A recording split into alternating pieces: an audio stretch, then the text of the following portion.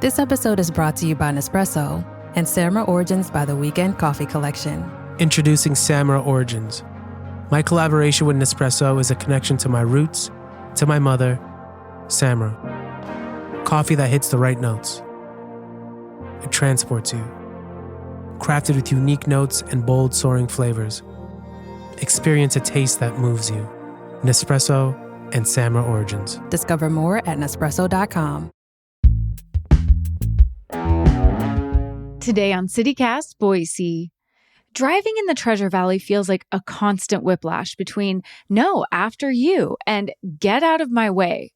So we're diving into Boise's most rage-inducing traffic gripes to try and figure out what's behind all of the aggression and chaos. It's Tuesday, June 17th. I'm Lindsay Van Allen, and this is what Boise's talking about. Joining me today is friend of the show, Matthew Melton, and our Hey Boise newsletter editor, Blake Hunter. Thank you both for being here for this conversation. Honk, honk, beep, beep, y'all. I'm so excited to complain with you guys today. Indeed. So Boise traffic is something I think everyone has strong opinions on and likes to complain about. So I wanted to get both of your takes on what are your biggest Boise traffic gripes? And how about Blake? Let's kick it to you first. What just makes you crazy? Makes you feel, so frustrated about Boise traffic? I would love to hear both of your thoughts on this. Everyone that I know has thoughts on this. Let's just talk about it straight out of the gate. Is just the merging situation. Oh my gosh. What is going on with the merging situation? And actually, I have a pretty solid hypothesis about it as someone that was raised in the country and did not learn how to merge correctly because we never had that level of traffic. Like my traffic issues were around tractors. Do you know what I mean? Like that was Sure. what we were dealing with. And so I didn't learn how to zipper merge until like moving to Boise. And then we have a lot of people here from California who do know how to zipper merge and the importance of it, clashing with people who are raised in the suburbs and like the country that don't know how to do it. Well, and I think you're right on, Blake, that I also grew up in a small town and I never really had to learn how to merge. It was just like, get up to speed, get on the highway, get up to speed, get on the interstate. And there's also something here that I just don't understand it, that I also think is a factor, that is people don't want to let you in. Like you've got your blinker on, you're trying to get on the highway, you know, and we've got those like all these different areas where you're entering the interstate. There'll be 2-3 lanes. And that's kind of where I'm talking about, where somebody will be in the middle lane and you're on the far right lane and you're trying to get in because we all have to get on the highway.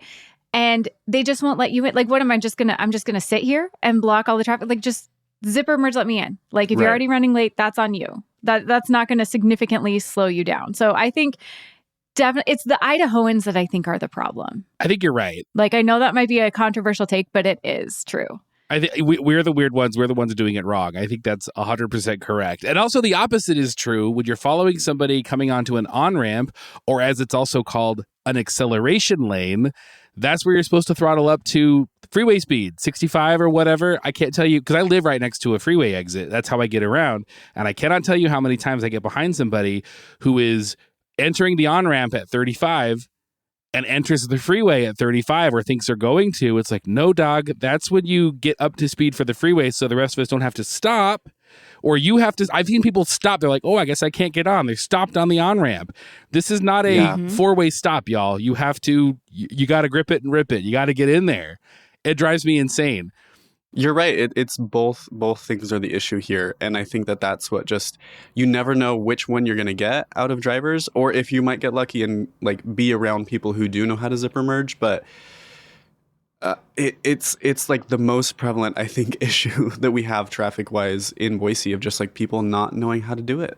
Well, you know what's crazy about the like just zipper merging from like if there's been an accident or like if a lane is shut down from construction or whatever, having like I was in Miami like a couple of weeks ago for a friend's wedding, and I had rented a car and I was driving a car around, you know, back and forth across the bridges to Miami Beach and all this. And oftentimes they were doing work on the bridge, and oftentimes it required less lanes of traffic open. And everybody just knew. Like, I watched it in Miami all the time. They were working on something. There was an accident, and everyone was just zip, zip, zip, zip, zip, zip, zip. Everyone got it. But around here, no one gets that. And in fact, I'm I feel bad because I see people zipping by. I'm in the left lane. I'm doing the thing that I'm railing against. I see people zipping by in the right-hand lane to get all the way up, and I get mad at them. Yeah. But they're right. I've been diseased. My brain I've been poisoned by whatever the mentality is around here that's just not the way you do things. Yes, it is. Yes, it is. Yeah. We're the weird ones. And Matthew, do you think part of that is everyone's trying to be like polite and get over? Because another major issue I have with Boise area drivers is they're trying to be polite and it just makes everything a mess. Like, thanks so much for being a kind person. Like, they're like, I'm being Boise kind. No, you're just making a traffic disaster. And the place where this just like, I just lose it. I just become so irrationally angry is when you're in 4 lanes of traffic. Maybe there's a center turning lane and you're trying to turn left and somebody in one of those 2 lanes just stops and they try to like, go ahead. I can't see the lane next to you. So that's a great way to get T-boned. And then they just keep like, they're backing up traffic. And and then they start to get irritated. Like, why aren't you going? I'm trying to, like, I can't see. I don't want to die. Let me be nice to you and cause an accident. Like, I'm being so nice. Just go. Like, this literally happened. I was picking up my kids at the library and there was this perfect little gap where I was going to be able to cross traffic. And somebody on the lane closest to me stopped. And I couldn't see the other lane, so I didn't go. And then it backed up traffic. I had to wait like 5 more minutes before I could find a gap to get into the library. And I was like, if you had just followed the traffic laws and patterns, it would have been fine. So please don't. You're not being polite. You're just messing it up and then getting irritated at me. This is a thing that I think it's easy to forget because, we're all a few years removed anymore from like driver's ed, but unpredictable drivers. In high school, I was at a gas station with a couple of friends of mine from my school. I was driving, they were driving in a separate car. We were getting ready to leave. We were just fueling up and going to somebody's house. They were turning an unprotected left out of the gas station parking lot, and there was a right-hand turn lane and then a through traffic lane. And the guy in the right-hand turn lane stops in front of the intersection to get out of the gas station and starts waving my friend over. Meanwhile, the rest of the traffic's going zip, zip, zip, zip, zip. It's the oncoming lane is still going, or the through traffic lane is still going. And my friend was like, I'm not going to go. And then I could see, I was finishing fueling up. I could see the guy get mad and start honking at her. So she went, wham, got T-boned. Her and her friend went, they had to go, they were fine. They had to go to the hospital. My friend was in a neck brace for a while. What do you think you're doing? # Boise kind. It really makes me want, I don't know, I need a sociologist to dive into the way that traffic patterns and over politeness reflects our culture more broadly, because I think that that's really a lot of what we're getting into here. And it feels so weird around here, to your point about being polite. It feels like and this, again, I've driven in other places, I've lived other places. It feels to me, specific to this area, drivers are at once extremely overly polite, but also way aggro and territorial about this is we're playing Mario Kart or something, that I can't let you, I got to get to my destination before you. I got to get mine. It's I don't understand how both of those things can be true, but they absolutely are somehow. Yeah. Matthew, what is your biggest Boise gripe? And does it have anything to do with this really aggressive, suddenly aggressive behavior that Boise drivers seem to have sometimes? Oh man, do I have to pick just one to start? I think. And this is especially with highway traffic. I've had to do a lot of highway driving for work and just kind of getting around town and visiting friends and all this. But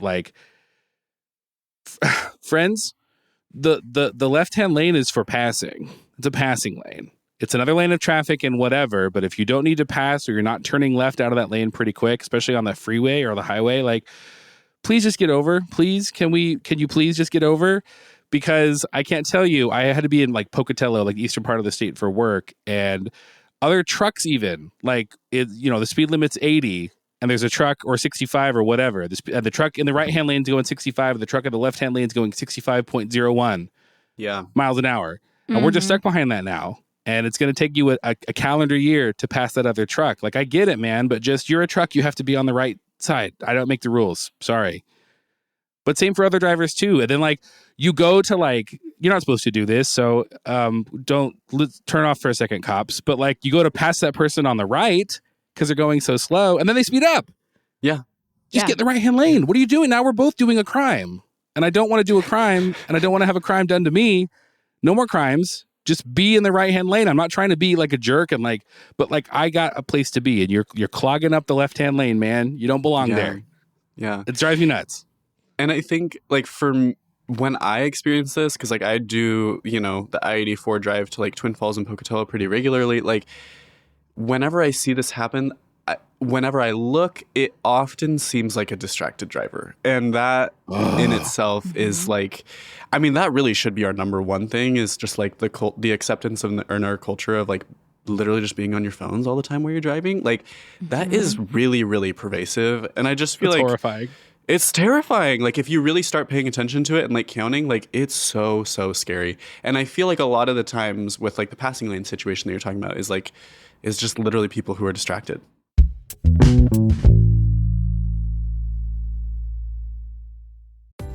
This episode is sponsored by Babbel. Have you ever picked a vacation spot based on where you won't need a phrase book? With Babbel, the language barrier no longer has to hold you back. You can start speaking a new language with confidence thanks to Babbel's conversation-based techniques, which quickly teach you useful words and phrases about the things you actually talk about in the real world. Babbel has more than a dozen languages available for you to learn at your own pace, with material tailored to your individual proficiency level, interests, and time availability. I'm David Plotz, CEO of CityCast, and I've been learning Spanish with Babbel. What I really love about learning Spanish with Babbel is that it works with me where I am. The app and the website keep track of what I've learned. They help me review what I probably forgot from last time, and always is keeping me engaged with a new challenge based on actual conversations I might have in Spain or Mexico or Colombia, especially food conversations, because I love food conversations. So get talking with Babbel. I want you to learn another language, so I'm teaming up with Babbel to give you 55% off subscriptions, but only for CityCast listeners at babbel.com/CityCast. Get up to 55% off at babbel.com/CityCast, spelled BABBEL.com/CityCast.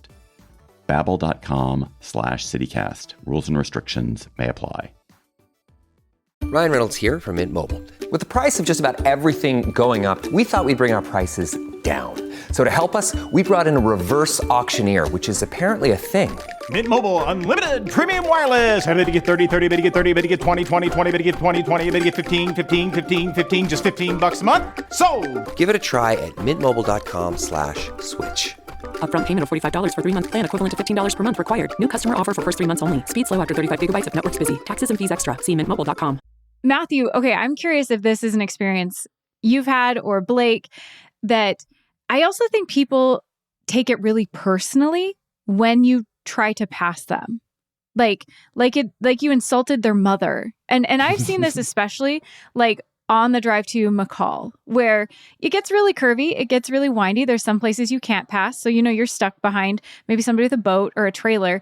And then when you get that passing lane that opens up and you do pass them, they like speed up. They instantly just foot on the gas, like you're not passing me. And so you're both like closing in on the end of the turning lane. Like they take it so personally, or they try to we've even had people almost feels like they try to ram us off the road. Not exactly, but kind of a weird intimidation thing when we've passed them. And I'm like, calm down.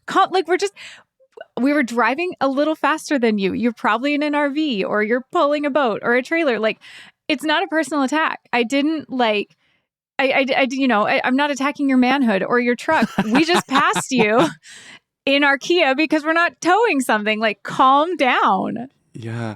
No, I really feel this, Lindsay. I was even in Yellowstone a couple weekends ago, and nobody was using the turnouts, the passing turnouts. Oh my gosh. If you have, those are there for a reason, and it is not a big inconvenience to you. It's kind of spiraling into conspiracy territory, but it does feel like a thing of people's masculinity being threatened, or I have a right to this roadway just as much as you, and it quickly turns into a competition. And it's we're all driving these massive machines that could kill all of us at any instant. Can we not make this a competition, please? Oh, I think I could pretty much guarantee it's a masculinity thing. No, I was hoping you would say no. No, I think I have fairly ironclad evidence. When I was in college, I lived kind of up on the bench, and I drove a scooter. And boy, I haven't driven one since, but people hate the notion of the very idea of being passed by a scooter. How dare you, tiny man on a tiny scooter, pass me in my F-350 going 32 miles an hour, down Vista or whatever. It's like, bro, I got to get to school. I got to get to work, but I'll throttle up and or even have the audacity to go in the left-hand lane. And then, you all of a sudden we got a lead foot here. Now all of a sudden, I can't be passed by the scooter. What is it, man? I just go about your business. Drive. Why don't you? It's 35 is posted everywhere, man. Come on. However, I know it absolutely is a masculinity thing, because as a woman who is very femme presenting, when I pass it, they lose it. You can just see them no, and then they speed up and pass me, and I'm like, I don't care. I was just going faster. I don't care. I'm not going to think about it in 5 minutes, but clearly I have offended you. And then I'm like, oh no, are they going to what are they going to do now? Literally do get they have violent? a gun in their truck? Yeah. Exactly. Then of course there's the opposite problem, right? And this is highway driving. This is street driving. You're already everyone's doing the 5 over, right? I'm doing, again, cops don't listen. I'm doing the 5 over all the time, right? Yeah. Easily, if it's 35, I'm kissing 40 probably.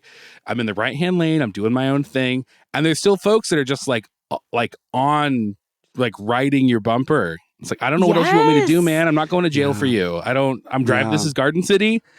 39 is already a sketchy proposition. I'm not ruining my day. So you can, I don't know, get marginally faster than me. It drives me nuts.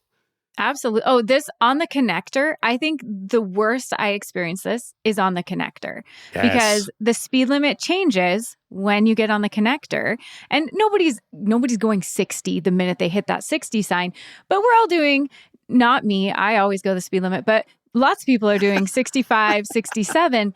And then it's the people who are running late or don't acknowledge that the speed limit has changed. And they would ride your bumper the whole way, and they won't pass you. There's a whole left lane. There's 2 whole left lane. Go ahead, get over.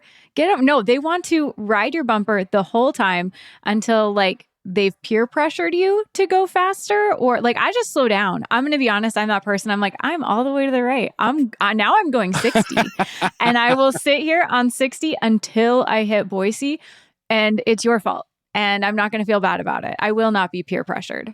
I'm glad that you brought that up, Lindsay, because slowing down into Boise and the connector, we see a lot of wrecks there, because, it is a pretty abrupt slowdown as you get closer. You pass the Fairview exit, Curtis first, then Fairview, and then you're really in Boise or downtown area. And that is a really dangerous area. That slowdown area, I agree. I wish that people would just be a little bit more careful. And pass if you want to, that's fine. But I think that, Matthew, you said this. I think it's a thing of people are happy to go with the speed of traffic because they don't want to get pulled over. But it's that's great. Just give me a little bit more space, dude. Just a little bit more space for all of our peace of mind.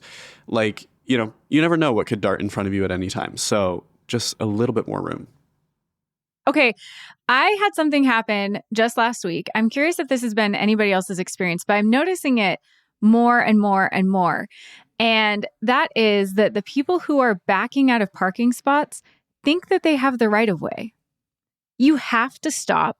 You don't have the right of way as the person backing up. And I've had an experience where I was driving through a parking lot, and I was almost to this person's car, but just kind of, driving along, and they just kept trying to back up. And I was like, all right, I guess you're going to hit me. I guess we're going to do that. And so they suddenly stopped their car, and she got out of her car and was gesturing and yelling. And I was like, I don't know what, I'm just going to keep driving in my, 10-ton vehicle, and good luck. You didn't have the right of way, and I'm not going to feel bad. And this is embarrassing for you because you didn't have the right of way. Yeah.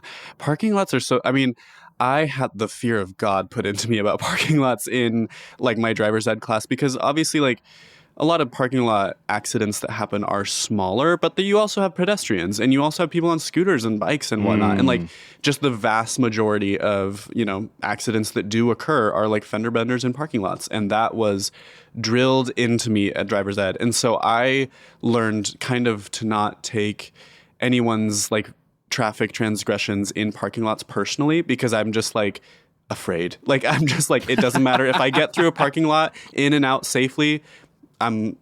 Praise be. Like, I'm just happy to have made it through. I feel like a healthy fear is important, though, right? Yeah. Like you the minute you lose that is the minute you do something like just send it, and then you end up backing into somebody. Yeah. I wonder if there's something about backup cameras being like standard issue in like new cars. I wonder if there's something about that has made us all extremely complacent, maybe a little lazy. Like, oh, I don't see anybody in the camera frame right this second, so that's the green light. I'm going to send it, and then, you know, God forbid somebody is driving through the parking lot, or somebody's got to, you know, it can happen so quick, but it's just like, nope, I'm free to go. Zit. What do you guys think about that? I think it has that. I don't mean to get off my lawn about this, but have we become perhaps a little soft when it comes to backing up out of parking lots? This is my hypothesis too. I 100% agree with this. Okay. I'm like, what happened to the old, like, put your hand behind the, like, passenger, like, seat and, like, actually look around? Like, that's so much safer. I think you're 100% right. And I don't know what we do about it, to be honest. Hey, Fidelity. What's it cost to invest with the Fidelity app? Start with as little as $1 with no account fees or trade commissions on U.S. stocks and ETFs. That's music to my ears. I can only talk. Investing involves risk, including risk of loss. Zero account fees apply to retail brokerage accounts only. Sell order assessment fee not included. A limited number of ETFs are subject to a transaction-based service fee of $100. See full list at fidelity.com/commissions. Fidelity Brokerage Services, LLC, member NYSE SIPC. This episode is brought to you by Tic Tac. Summer tastes like Tic Tac. Tantalize your taste buds this sunny season with citrus adventure and orange. 2 everyday flavors that bring summer in every.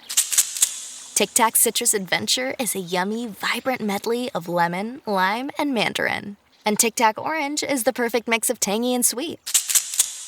Visit us at Tic Tac USA on social to refresh your summer with Tic Tac.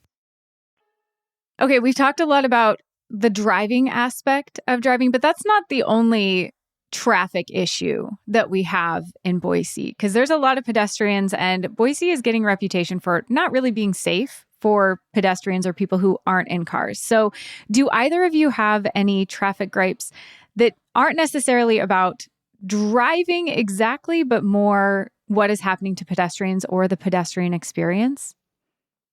I have a few different things about this, and just generally it pertains to right-of-way issues. But I think that the biggest thing when it comes to pedestrians and also bikes on the greenbelt and also off the greenbelt is just maybe I'm wondering if people just don't know the difference between their right and their left, and that's fine if that is the issue.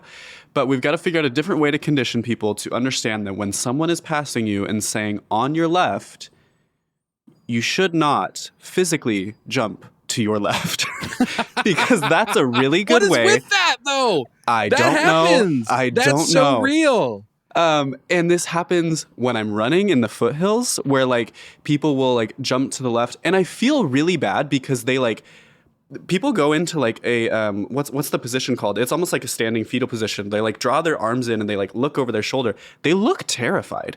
And I'm like, you're good. Like just step to your right, especially if you have like a dog. Like try to like I'm going to yell a little bit further in advance if I can see that you have a dog, because then you might need to recall whatever. But and I get like it's really tough, especially with kids. And Lindsay, I'm wondering if you have something to say about that. Yeah, Blake, I feel lightly called out, and it's okay because these are my children who are doing this. And it's become, it feels like my kids are even older, but it's becoming more and more treacherous on the greenbelt, it feels like.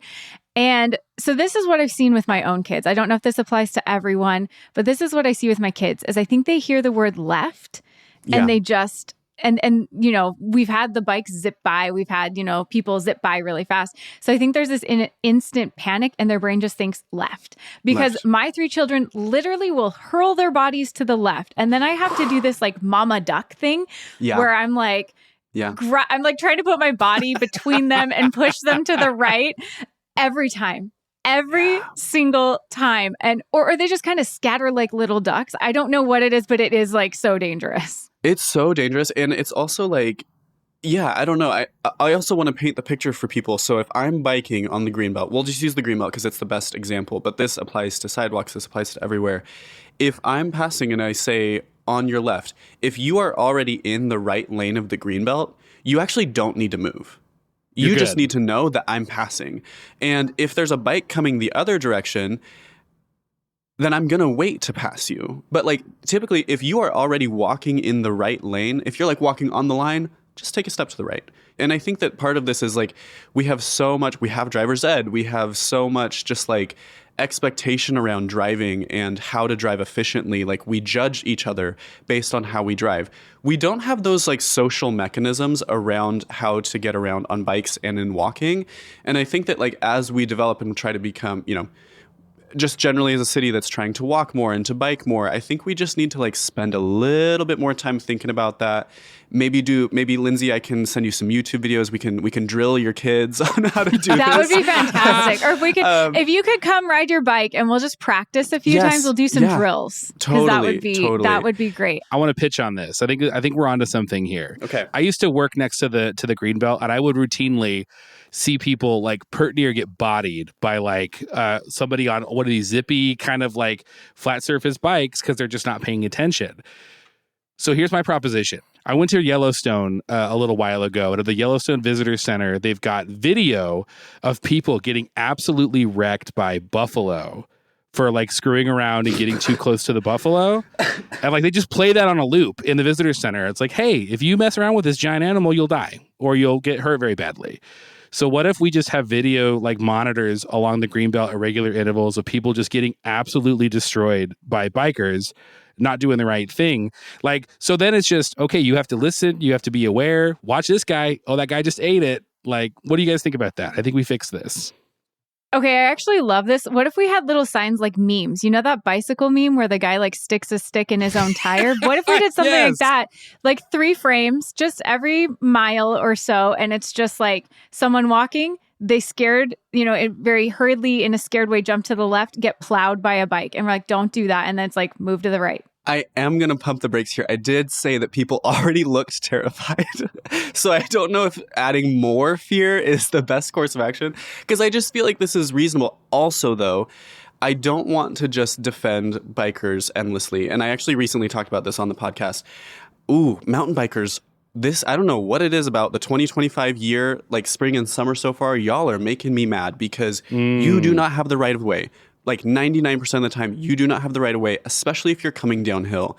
And literally just in the last like 2 weeks, I have almost been ran over by mountain bikers just bombing it downhill. And I know that you want to have your like fun time when you're going down. Like you might hit a little sandstone and you get to like skid a little bit. And you're not supposed to, but it's fun. Whatever.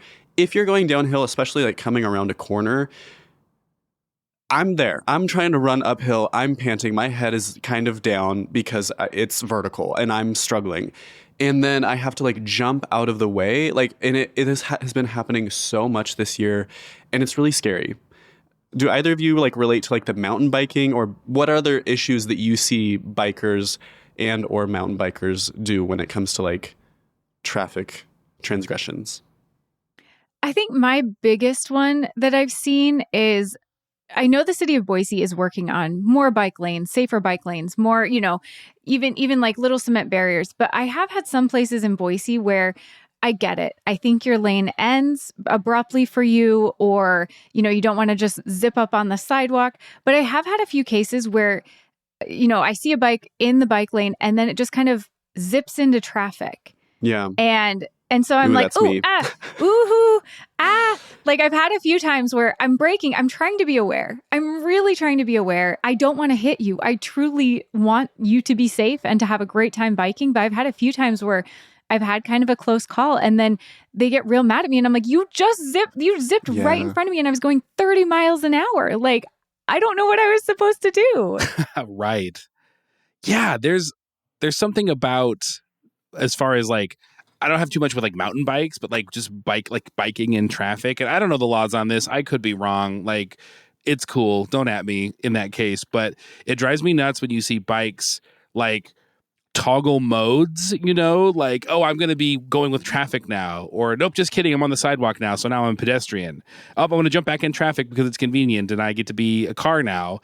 And for me, it's like, again, maybe that's legal, maybe that's what you're supposed to do, but like I see so many times like going at speed, just hop on the sidewalk, or they're in traffic waiting for the light and they're like, just kidding, I'm going to cross on the crosswalk now. I'm going to pretend like I'm going to follow pedestrian rules. I was like, bro, I can't.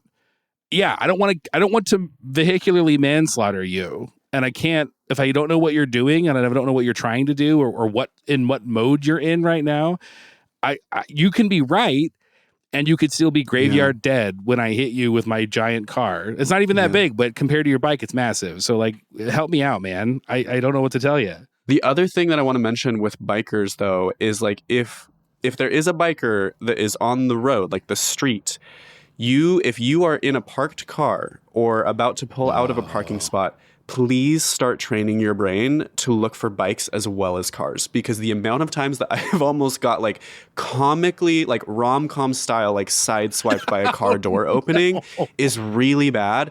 And it's so scary. And then the other thing with biking, I will say, like, love that, all the improvements to downtown or whatever happening, blah, blah, blah, blah. Biking with construction downtown is so hazardous right now. So especially to the bikers and drivers, like, just be aware of the cyclists around you, because we're trying to work with the construction too. And guess what? If a construction is happening to like a building or a roadway, the first thing that's going to get sacrificed is the bike lane. Yep. And so that puts us in a difficult position of knowing where to go. Okay, to wrap this all up, we're going to do a mini CityCast Boise confessional. So what is one thing that each of you recognize you could do better, or maybe is a traffic gripe that somebody else might have that you need to work on? Let's kick it to you first, Matthew. What is your Boise traffic gripe confessional? Okay, now I haven't done this in a while. I've learned the error of my ways, but I will absolutely confess I have been that guy when we want to talk about zipper merging. And I think this is the one that sticks in my craw the worst, because it's the one that like it cuts deepest because it cuts closest. I used to be this guy. I would be, in my head, altruistically getting into the correct lane. I see the thing up there and I'm like, oh, well, I'm going to get over. And then I see all these people going up to the front to zipper merge in. I'm like, how dare you? I did it right and you're doing it wrong, and what you're doing is a crime.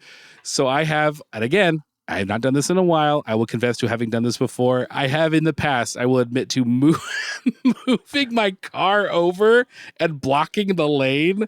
Like, so I'm straddling like the center line so that people can't get past me, and thinking that I'm right in doing so, that that this is a righteous act, that no jury in the world would convict me.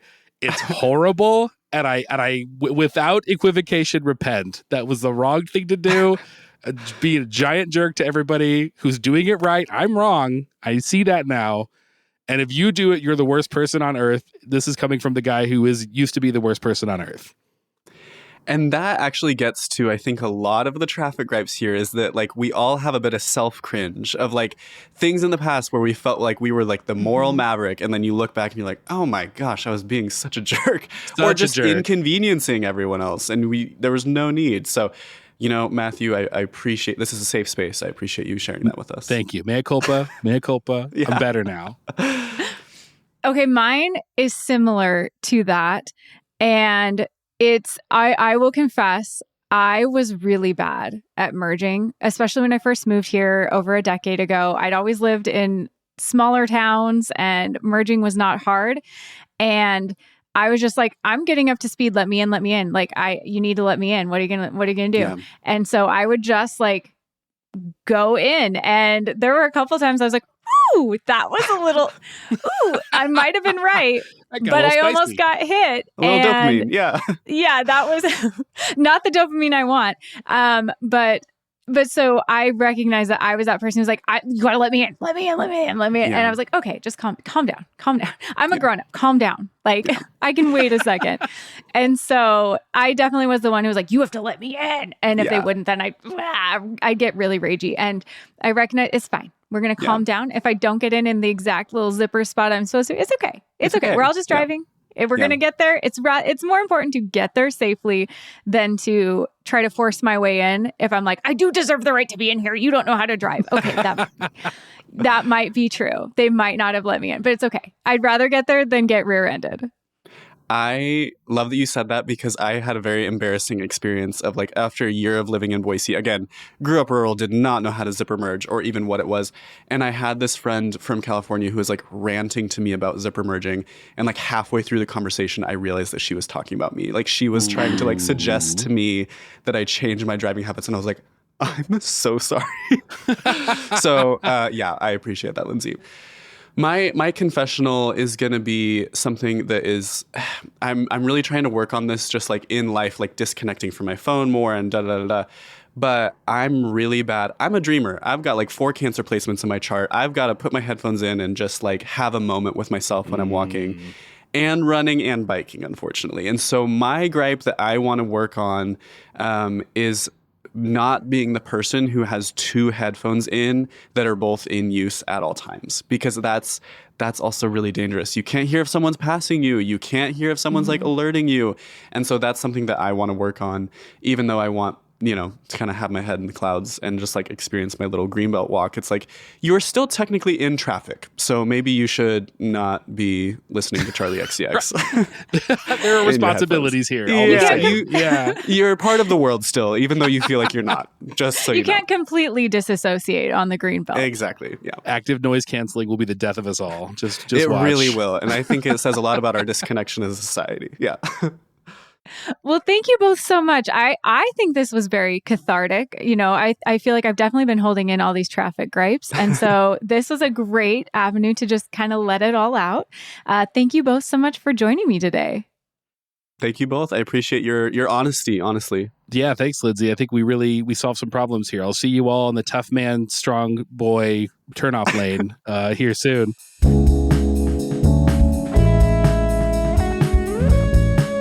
That's all for today here on CityCast Boise. If you enjoyed the episode, make sure and leave us a review. It helps other people find the show. We'll be back tomorrow morning with the surprising history behind the Table Rock Cross. Catch you then.